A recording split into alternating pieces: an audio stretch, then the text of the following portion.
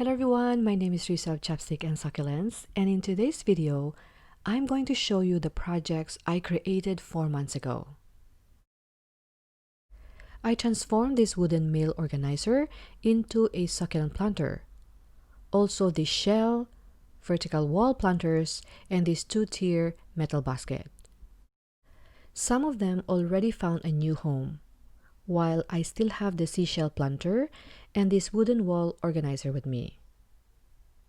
Now, this video is not your step-by-step guide on how to create succulent arrangements, but rather, this is about what succulents you can put together and if succulent arrangements really last. This is how the shell arrangement looks like before, and this is how it looks like now. Because the plants are receiving enough sunlight, they did not elongate. The only maintenance I need for this one, aside from occasional watering, is removing the dead leaves, which is very relaxing by the way. With the help of the tweezers, that's not a problem for me. This is how this wooden planter looks like before, and this is how it looks like now. It has not changed much since 4 months ago. I kind of added a few cuttings of Vioniums in the gaps, but that's all. It's been 4 months, and if you've noticed, the plants did not grow much. When you create arrangements, it is important that you know what plants to put together because you want plants with the same requirements together. Because if you mix those plants that need frequent watering with those that can survive longer without water, you will please one but might kill the other. If you are creating a temporary arrangement for special occasions, it's okay to use whatever you think would look beautiful. But if you want the arrangement to last, try considering their needs. It's not only their water requirements that you need to take into consideration. You also need to consider their light requirements. Because most succulents will elongate when they are not receiving enough sunlight. But not all succulents would love the full sun either.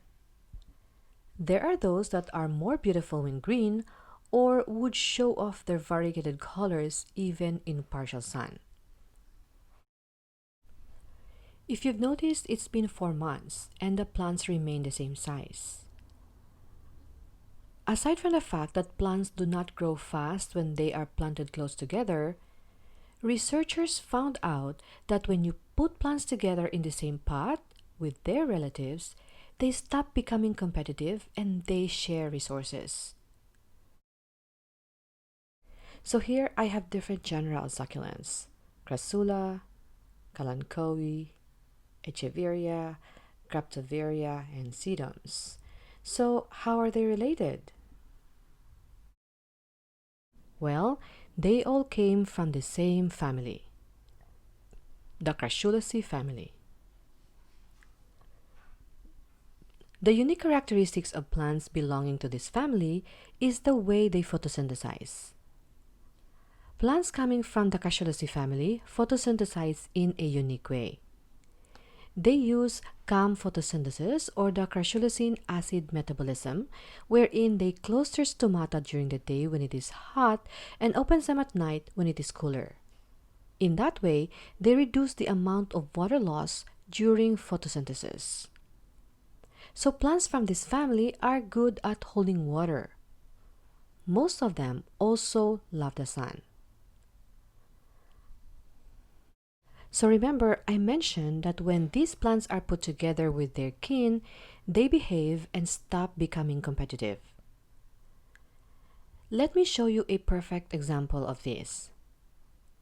Check out this arrangement created by Myra and Oscar of Green Touch Nursery.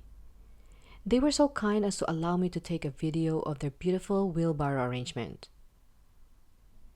They have this field with beautiful succulents.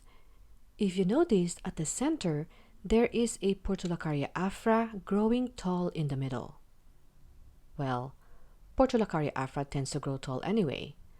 But if you look at the arrangements closely, they use mostly Echeverias, Crassulaceae, sedums, and kalanchoes, which all belong to the Crassulaceae family. But Portulacaria belongs to the Deuteraceae family. Although Portulacaria afra will do well in this arrangement because it has the same light and water requirements as the rest, because Portulacaria afra is a facultative calm species. In the abundance of water, it will photosynthesize in a normal way. But when water is scarce, it switches to calm photosynthesis.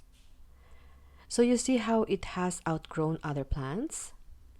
If this is a little bit confusing to you and you want to learn more about the different genus of succulents and which family they belong, check out my book, Water Me Next Week, A Succulent's Plea.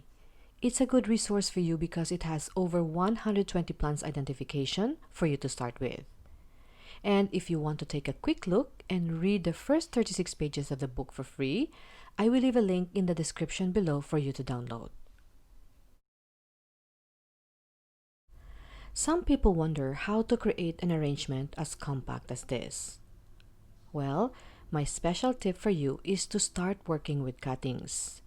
Because they do not have roots, it is easy to maneuver them and keep them in place. It is also the cheapest way to start collecting more succulents. It's so easy that you simply plant them in the fast-draining soil, place in bright but indirect sunlight, and do not water for 2 weeks, and you'll soon have rooted succulents. So guys, as a recap, if you want your succulent arrangements to last for months, try to put plants with the same light and water requirements together. And a good way to start is with those with the Crassulaceae family, because they are good at conserving water. So what are those succulents? They are the echeverias, ioniums, kalanchoes, sempervivums, crassulas, sedums, graptosedums, and some more.